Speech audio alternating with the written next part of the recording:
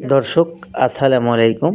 দেশ এবং প্রবাস থেকে যে যেখান থেকে আমার প্রতিবেদন দেখতেছেন সবার প্রতি আন্তরিক শুভেচ্ছা এবং ভালোবাসা রইল।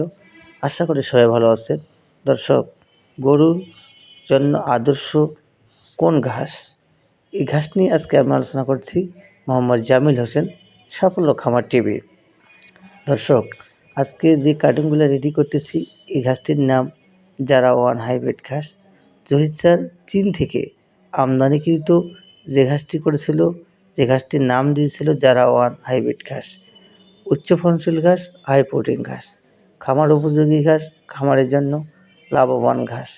দানাদার খাদ্য কমাতে হলে আপনাদের ঘাস চাষ করতে হবে, সেই ঘাস নিয়ে আলোচনা করতেছি।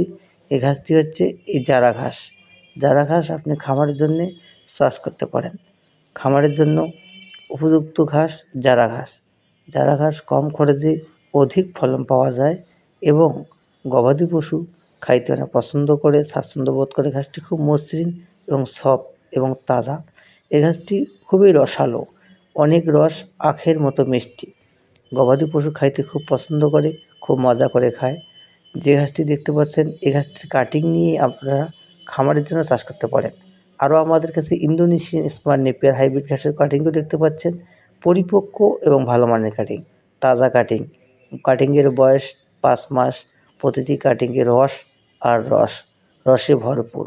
যারা এই ভিডিও দেখতেছেন শুরু থেকে শেষ পর্যন্ত দেখবেন এবং বিস্তারিত জানতে হলে অবশ্যই ফোন করবেন, স্ক্রিনে দেখা নাম্বারে কল করবেন। ঘাস চাষ সম্পর্কে জানতে পারবেন। স্মার্ট নেপিয়ার ঘাসের কাটিং সংগ্রহ করতে পারেন, যারা ওয়ান হাইব্রিড ঘাসের কাটিং সংগ্রহ করতে পারেন ঘাস চাষের জন্য। যারা উঁচু জমি আছে, পলিত জমি পড়ে আছে বা জমি লিজ নিয়ে এই ঘাসের কাটিং আপনারা চাষ করতে পারেন। এখান থেকে ঘাস পাবেন পর্যাপ্ত পরিমাণ। আর খামার চালাতে হলে অবশ্যই ঘাস চাষ করতে হবে। দানাদার খাদ্য কমাতে হলে ঘাসের কোনো বিকল্প নেই। ঘাস নিয়ে আমরা অনেক দিন কাজ করতেছি।